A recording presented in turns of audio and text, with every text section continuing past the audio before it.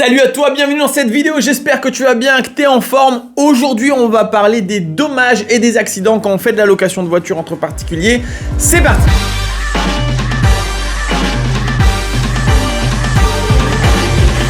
Alors ça, c'est vraiment la plus grosse inquiétude qu'on a quand on fait de la location de voiture entre particuliers, c'est de se dire qu'est-ce qui se passe si ma voiture est endommagée? Qu'est-ce qui se passe s'il y a une panne? Qu'est-ce qui se passe s'il y a un accident? Donc je te propose de vraiment aller dans les détails de tout ce topic-là.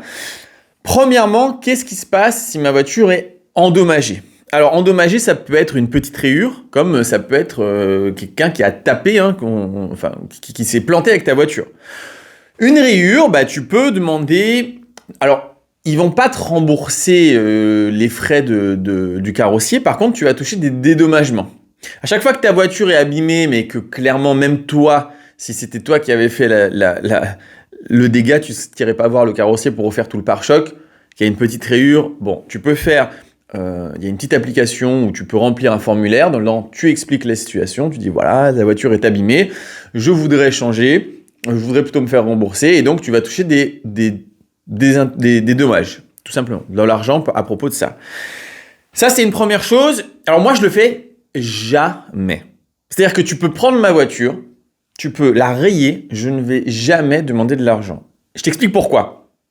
Parce que si c'est des petites rayures, il va falloir uniquement que je me déplace pour aller voir le véhicule pour le constater. Sur les photos, je ne vais pas m'amuser à zoomer, je ne regarde jamais en réalité. Je ne vais pas m'amuser à zoomer et à checker. Donc, mes voitures ont de plus en plus de nouvelles rayures. Mais ce n'est pas grave parce que je l'inclus dans un coût global à la fin de l'année. Typiquement, je me dis, voilà, la voiture, elle va être rayée devant, elle va être rayée derrière. Ça va être les 99% des temps parce que c'est les gens en avançant ou en reculant qui abîment la voiture. C'est rarement sur les côtés. Ils vont faire des rayures, 2 cm, 5 cm. Et tout au long de l'année, il va y avoir de plus en plus de petites rayures. Je pourrais effectivement demander des dommages à chaque fois. Je pourrais toucher 50 ou 100 euros sur chaque nouvelle rayure.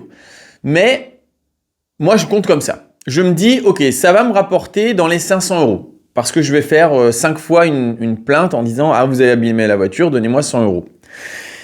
500 euros. Pour gagner ces 500 euros, qu'est-ce que j'ai dû faire? Eh bien, j'ai dû aller me déplacer à chaque fois que je loue ma voiture. Donc, c'est une demi-heure tous les 2-3 jours. Et à la fin de l'année, mais ces 500 euros, c'est pour me payer, moi, mon temps d'être allé là-bas, d'avoir rempli le formulaire, d'avoir...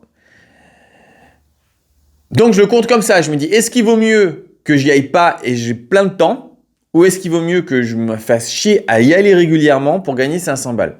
Et pour moi, la question, elle est vite répondue puisque clairement, j'y vais jamais. J'inclus tout simplement, je me dis, si la voiture, au bout d'un an ou deux, elle est un peu trop rayée, j'irai chez le carrossier du coin, je lui filerai 200 balles, il me refera un petit coup de propre et puis voilà. Donc ça, c'est moi comment je fonctionne. Maintenant, toi, tu fais comme tu veux. Tu peux évidemment dire à chaque fois, allez voir le véhicule et dire, ah non, là, ça va pas. Parce que ça, à distance, tu vas pas le voir. Par contre, à distance, ce qu'on va voir sont les dégâts qui sont beaucoup plus gros. Et comment tu vas le voir? Tu n'auras même pas besoin de regarder les photos. C'est tout simplement le locataire d'après. Donc, mettons, il y a un locataire, il loue ta voiture, il abîme la voiture et il ne dit pas. Mais genre, il l'abîme, il y a un gros truc, tu vois, il y a un phare pété, il y a le pare-choc bien enfoncé, il y a un vrai dommage. Mais il dit rien. Il s'arrange pour prendre les photos pour pas que tu voies. Parce que je te rappelle que quand on fait en automatique, le locataire est censé prendre des photos avant, puis il fait sa location et après, il prend des photos après. Bon, il s'arrange pour pas que tu voies.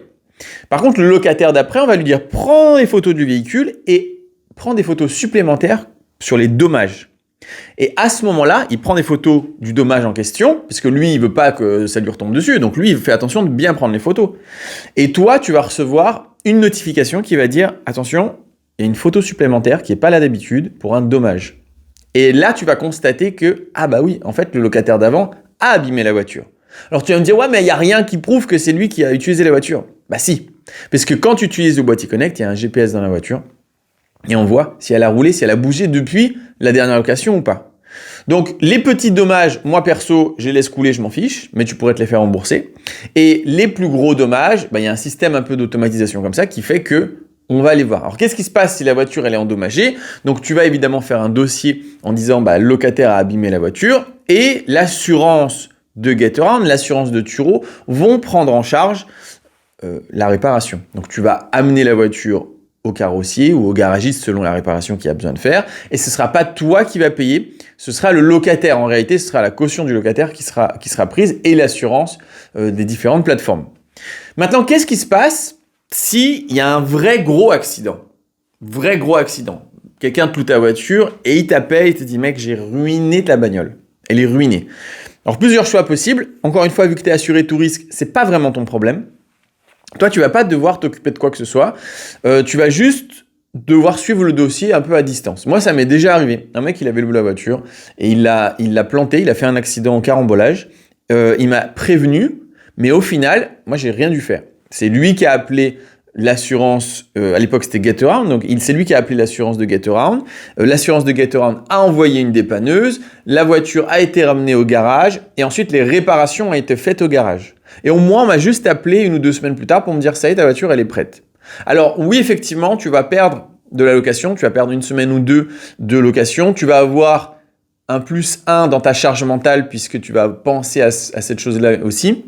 Donc ça, c'est la contrainte. Maintenant, c'est un business qui te demande tellement pas de temps, d'habitude, ça tourne toujours tout seul, que bon, oui, une fois de temps en temps, c'est un risque que... Moi, je l'ai fait des centaines de locations, ça m'est arrivé qu'une fois que ma voiture a été amenée au garage et réparée comme ça. Donc, en vrai, ça va. Tu vois, sur des centaines de locations même. Je ne sais pas combien j'ai fait de locations dans ma vie, mais je pense que c'est plusieurs centaines. Sûr même, c'est tout simplement sûr, c'est plusieurs centaines, mais je ne sais pas exactement combien. Et encore une fois, ça m'est arrivé qu'une fois.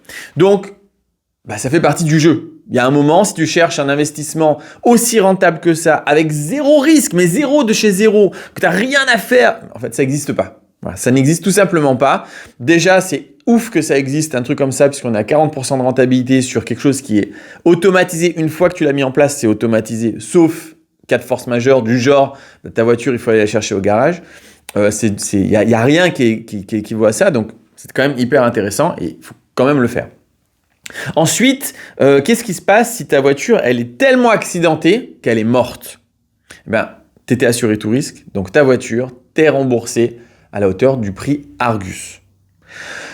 Donc, pour résumer, nous, en tant qu'investisseurs, en tant qu'entrepreneurs, c'est pas un risque qui est insurmontable, tout ça. C'est de se dire, oui, ça peut arriver qu'il peut y avoir des problèmes. Les petits dommages, parce qu'il y a plein de gens qui me contactent, qui me disent « Ouais, dans tes vidéos, tu dis que c'est hyper automatisé, mais moi, à chaque fois, je dois aller vérifier le véhicule, et puis parfois, il y a des dommages. » Moi, je ne le fais pas, en fait. C'est pour ça que c'est automatisé. C'est parce que cette étape-là, des petits dommages, où genre « Oh, il y a 100 balles en moins. » Enfin, pas il y a 100 balles en moins, mais « Oh, il y a une rayure, il faut que je demande 100 €. » Je m'en fiche, je ne fais pas ça. Abîme ma voiture. Voilà, je sais même pas quelle rayure il y a. Abîme-la, je m'en fous. C'est vraiment comme ça que je le prends. Gros dommage, là, faut pas abuser. On a vu comment ça fonctionne pour réparer. Hyper endommagée, c'est même plus mon problème. Et complètement détruite, la voiture est remboursée.